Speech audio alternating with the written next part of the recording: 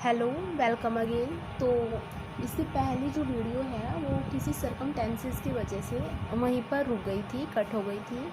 तो मैंने सोचा कि यहीं से अपनी दूसरी वीडियो स्टार्ट कर दूँ।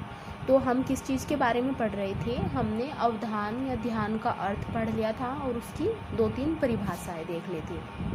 अब इसके अवधान की जो परिभाषाएं है उसके बारे में हम थोड़ा सा विश्लेषण करेंगे।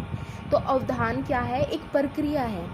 अवधान में व्यक्ति वातावरण में उपस्थित अनेक वस्तुओं में से कुछ वस्तुओं को चुनता है और अपनी इच्छा या आवश्यकता के अनुसार उस पर क्या करता है, अपना एटीट्यूड शो करता है कि उसको किस नज़रिए से रखना है या सीखना है। इसके बाद अवधान की प्रक्रिया में विशेष शारीरिक मुद्रा होती है। जब व्यक्ति किसी वस्तु पर ध्यान देता है तो उस पर क्या करता है, अपने शरीर के अंगों द्वारा एक विशेष मुद्रा मतलब पोस्चर अपना ली जाती है। किसी वस्तु पर ध्यान देते समय शरीर के अंगों तथा ज्ञानेंद्रिया मतलब सेंस ऑफ ऑर्गन्स, आपको पता ही होगा हमारे सेंस ऑर्गन्स के बारे में, जैसे कि क्या है आँख, कान, नाक, त्वचा और क्या है, एक है जीभ। तो ये हमारे क्या है, सेंस ऑर्गन्स। तो इनका भी विशेष समायोजन होता है। जैसे कि मैंने पहले भी एक एग्जाम्पल दिया था आपको कि जब छात्र कक्षा में शिक्षक की बातों को ध्यान से सुनता है तो उसके आँख, कान आदि एक विशेष मुद्रा होती है। सिर उसका क्या होता है, कम हिलता डुलता है तथा हाथ पैर भी क्या होते हैं, एक विशेष मुद्रा में होते हैं, एक अलग ही पोस्चर में होते हैं। इसके बाद अवधान में सिर्फ कुछ ही वस्तुएं चेतना केंद्र होती है। मतलब अवधान में कुछ ही वस्तु विशेष पर ध्यान दिया जाता है और बाकी वस्तुएं हमारे इर्द गिर्द होने पर भी हम उस पर क्या नहीं करते, फोकस नहीं देते। फोकस ऑफ कॉन्शियसनेस या फोकस ऑफ अटेंशन नहीं ला पाते अन्य चीज़ों पर।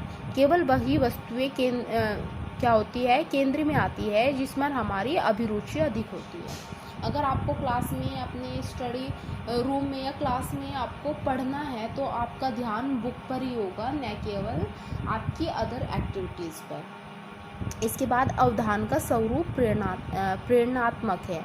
मोटिवेशनल क्या है, कंडीशनल है और मेंटल रेडीनेस ऑफ सेट पाया जाता है। मतलब क्या होगा कि आप क्या करेंगे, प्रेरणा की परिस्थिति में आप पढ़ने की कोशिश करेंगे। इसके बाद ध्यान की कुछ विशेषताएं हैं, जैसे कि अवधान का स्वरूप चयनात्मक होता है। आप अगर किसी चीज़ पर आपका ध्यान होगा तो आप उसी पर फोकस करेंगे।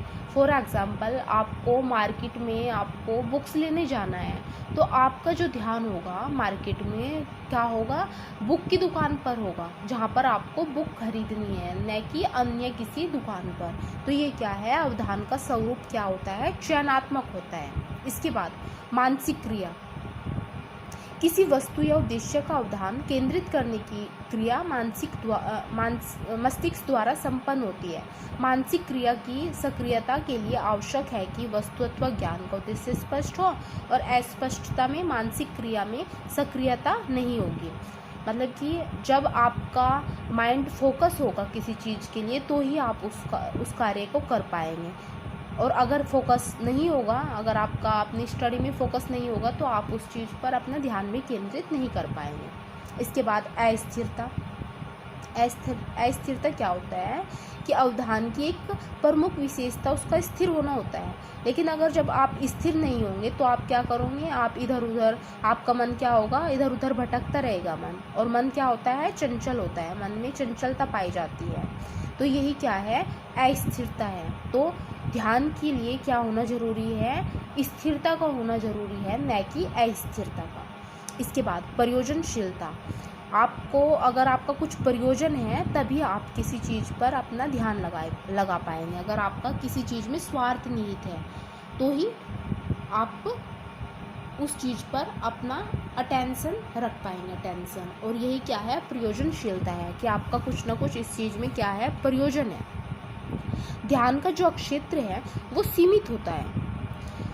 ध्यान की एक विशेषता यह है कि इसका क्षेत्र क्या होता है, लिमिटेड होता है। यह भी कहा जा सकता है कि ध्यान केंद्रण का क्षेत्र अधिक व्यापक नहीं हुआ करता। सामान्यतः रूप में एक ही समय पर कोई व्यक्ति अनेक विषयों पर ध्यान को सरलता से केंद्रित नहीं कर पाता। ऐसा ऐसे ध्यान के क्षेत्र में सीमित होने का कारण है कि अगर आप स्टडी कर रहे हो और साइड में आपने क्या चला लिया, कोई म्यूजिक चला लिया, तो आपका ध्यान क्या होगा, वो भटक जाएगा। क्योंकि ध्यान क्या है, आप फोकस की लिमिटेड है, आप एक चीज़ पर ही अपना ध्यान अच्छे से लगा पाएंगे। अगर आप अदर चीज़ों पर भी अपना ध्यान लगाने की कोशिश करोगे तो वो नहीं लग पाएगा। तो ध्यान का जो क्षेत्र है वो क्या होता है, लिमिटेड होता है। अन्वेषणात्मकता, हमारा अवधान अस्थिरता या गतिशीलता के कारण सदा नवीन वस्तुओं की ओर आकर्षित होता है तथा खोजबीन करना चाहता है। अन्वेषण किसको बोलते हैं, रिसर्च को बोलते हैं, किसी चीज़ पर रिसर्च करना। तो वुडवर्थ ने भी कहा है कि अवधान गतिशील होता है क्योंकि वह अन्वेषणात्मक है और छानबीन के लिए सदा नई नई वस्तुएं खोजता रहता है। तो हमारा जो ध्यान है वो क्या होता है, वो खोजबीन करने में लगा रहता है कि अगर ऐसा है तो ऐसा क्यों है, और अगर ऐसा नहीं है तो ऐसा क्यों नहीं है। तो ध्यान की एक विशेषता क्या है, उसका थोड़ा क्या होना, उसका रिसर्च करना, किसी चीज़ पर खोजबीन करना। विश्लेषणात्मकता तथा संश्लेषणात्मकता प्रक्रिया, इसमें क्या है कि किसी व्यक्ति को देखकर, उदाहरण के लिए आपने किसी व्यक्ति को देखा और आपने उसके आँख, नाक, कान, उसको देखकर आपने क्या किया, आपने शुरू में विश्लेषण किया कि यह सुंदर है या सुंदर नहीं है। लेकिन इसके बाद धीरे धीरे आपने उसके व्यवहार को देखा, उसके बिहेवियर को आपने मतलब नोटिस किया, तो वो क्या हुआ, वो हुआ संश्लेषण। एकदम से देखकर किसी चीज़ को पहचानना होता है विश्लेषण, और उसके बाद उसके हर एक एक्टिविटी को नोटिस करना, सही गलत को देखना, वो क्या होता है, संश्लेषण। तो ध्यान की विशेषता में क्या आता है, विश्लेषणात्मकता तथा संश्लेषणात्मकता क्या होती है, प्रवृत्ति होती है। इसके बाद अवधान के 3 पक्ष होते हैं। ये कौन कौन सी है कि किसी वस्तु पर किसी वस्तु या कार्य की ओर ध्यान देते समय हमें चेतना होती है, तो ये क्या होता है, इसका ज्ञानात्मक पक्ष होता है। मतलब इससे क्या होगा, जब हम किसी चीज़ पर फोकस करेंगे तो हमें क्या मिलेगा, ज्ञान की प्राप्ति होगी। तो ये पहला पक्ष हुआ। उसके बाद उस पर कार्य करना, प्रयत्नशील रहना, कि आपको स्कूल में सिखाया गया किसी टॉपिक के बारे में, तो वो क्या हुआ, वो हुआ ज्ञानात्मक पक्ष। उस पर आपने क्या किया, होमवर्क किया, सेल्फ स्टडी की, तो वो क्या हुआ, आपका ज्ञानात्मक पक्ष। और क्रियात्मक पक्ष। और इसके बाद जो संतुष्टि हुई, आपको आनंद मिला, वो हुआ आपका भावात्मक पक्ष। आपको उससे पढ़ के अच्छा लगा या आपको अच्छा नहीं लगा, तो वो हुआ भावात्मक पक्ष। तो अवधान ज्ञानात्मक, क्रियात्मक और भावात्मक होता है। इसके बाद गतियों का समायोजन क्या होता है, ये कि अध्यापक कार्य को प्रभावशील बनाने के लिए बच्चे को क्या करता है, मन को एकाग्र करने के लिए पढ़ाता है। और उसमें गतियों का समायोजन, बहुत सारी जो गतियाँ होती है उसका समायोजन होता है कि अगर आपको क्लास में बैठे बैठे पढ़ाया जाए तो आपका ध्यान भटकेगा। लेकिन अगर आपको क्लास में बच्चे को बोला जाए कि आप खड़े होकर पढ़ो, तो उसमें क्या होगा, बच्चे का थोड़ा जो माइंड है वो गति करेगा। तो यही क्या है, गतियों का समायोजन है।